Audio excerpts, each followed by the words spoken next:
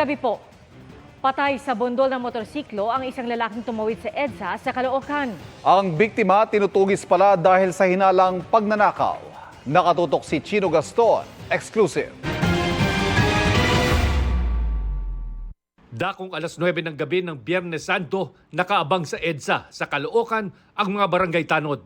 Pakay nilang mahuli ang sospek sa pagnanakaw umano ng bike. Maya-maya, hinabol nila ang isang lalaking tumawid sa EDSA. Tiyempong may parating na motorsiklo na hindi na nakaiwas at nabangga ang lalaking hinahabol ng mga tanod. Nasawi ang lalaki na kinilalang si Makmak matapos tumilapon at sumadsad sa kalsada. Tinawag yung dalawang tanong sa kabila. Yung lumapit ng nakaitim, siguro na alam niyang huliin siya, bigla siyang tumakbo sa EDSA. Sa dashcam ng isang napadaang kotse, kita rin ang pagtawid ng ilang lalaki, pati ang pagbangga at pagsadsad ng motorsiklo kasama ang rider nito. Tumangging magsalita sa media ang pamilya ng nabanggang lalaki, bagamat humingi ng tulong sa pagpapalibing.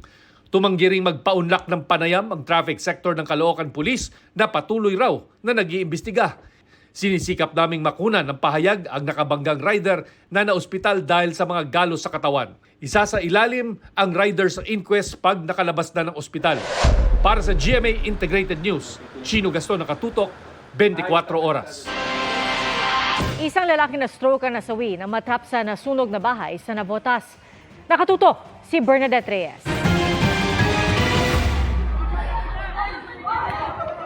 Sa tindi ng nagngangalit na apoy sa bahay na ito pasado alas 3 ng madaling araw kanina sa barangay NBBS Dagat-Dagatan na Botas, nahirapang makapasok ang mga bumbero ayon sa City Fire Marshal. Medyo looban yung eksena, no? At ang bahay na location ng mga biktima nandun sa back portion ng unang bahay. Nang naapula ang sunog, tumambad ang labi ng 59 years old na si Guadjoso Lunday. Natutulog lang kasi sa taas. Siya lang mag-isa. Ayun na lang, hindi ko naman kasi alam nandoon siya. Ano siya, stroke siya. Hindi siya kaagad nakatayo. Hirap siguro tumayo. Sa investigasyon ng Bureau of Fire Protection, maaari nagmula ang sunog sa napabayaang kandila sa silid ni Lunday na gawa sa kahoy.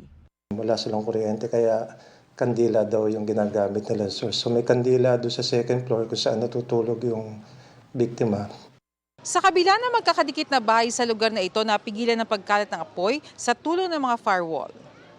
May mga kanya-kanyang firewall na o kaya gawa na sa bato yung gawa na sa hollow blocks yung kanilang mga bahay. Kaya naiwasan natin kumalat. Para sa GMA Integrated News, Bernadette Reyes, nakatutok 24 oras. Ang kalbaryo ng ilan ngayong Sabado de Gloria, matinding init. Hanggang 44 degrees Celsius ang dama sa ilang lugar, kaya kanya-kanyang diskarte ang iba para maginhawaan. Nakatutok si Rafi Tima. Hindi mapakali ang ilang taga Metro Manila sa tindi ng init. Kaya sa Tondo, Maynila, may nag-set up na ng inflatable pool.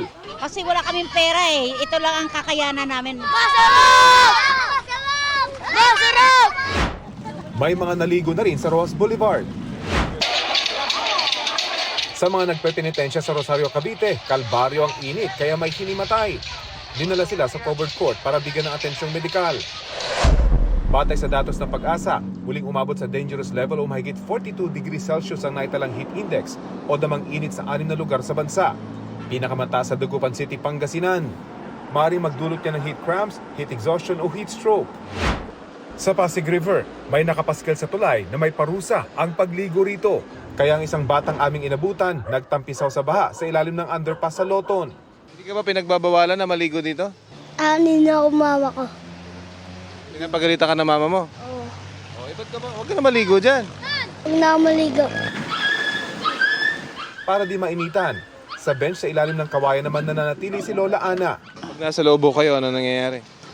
Atake po ako eh. Kasi po high blood ako eh. Kaya dito lang po ako.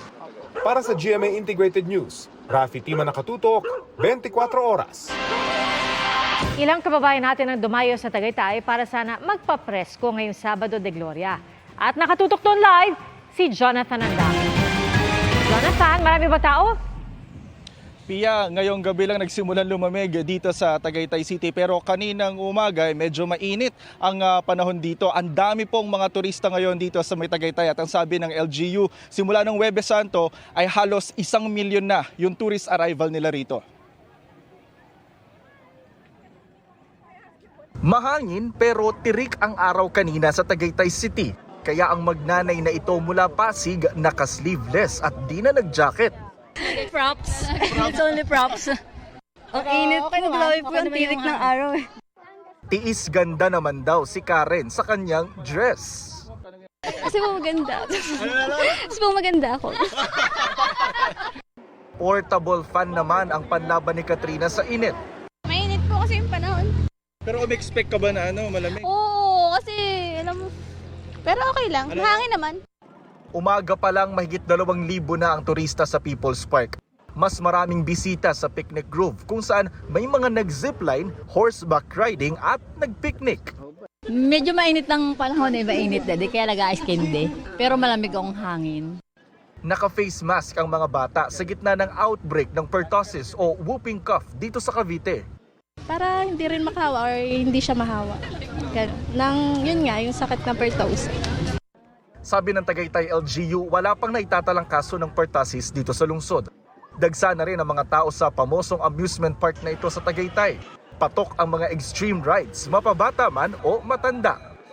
Nakakabaliktad yung mang sikmura. Dito yung vibe na maganda, mas presko. Pia, bukas hanggang alas 10 ng gabi itong amusement park at bukas meron silang mascot parade dito. Yung munang latest mula rito sa Tagaytay City. Ihigop muna kami ng minute na bulalo. Balik muna sa iyo dyan, Pia. Ikain niyo na kami. Maraming salamat, Jonathan Andal. Mga kapuso, patuloy na tumutok sa mga balita. Mag-subscribe sa GMA Integrated News sa YouTube. Sa mga kapuso abroad, samahan niyo kami sa GMA Pinoy TV at www.gmanews.tv.